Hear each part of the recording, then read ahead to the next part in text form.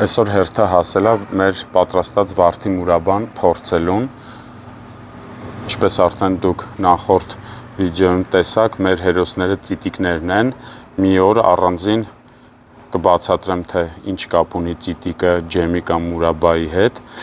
վարդի մուրաբան մի քանի ուրեմն կոմպոնենտներով կփորձենք, առաջինը իր ուրեմն թերթիկների պարունակությունը, երկրորդը իր համի, հոտի, գույնի ուրեմն պահպանվածությունը և թերթիկների ճռճռան կամ ոչ ճռճռան վիճակը։ Հիմա մի հատ բացենք, լցնենք ափսեի մեջ ու ձեզ ցույց տամ արդեն։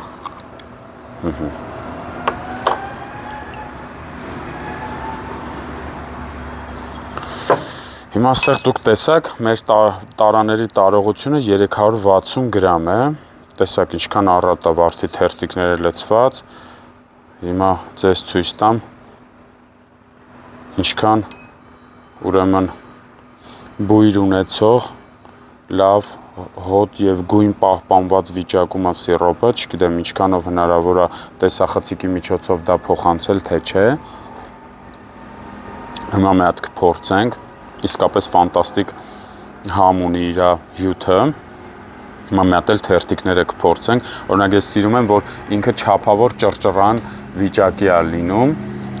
եթե մի քիչ չափից ավել է սեփում, ինքը լղկվում է, այդ ճռճռան վիճակը կորցնում է, բայց մի հատ էլ վտանգ կա, որ չափից եթե քիչ է սեփում, ինքը հում է մնում։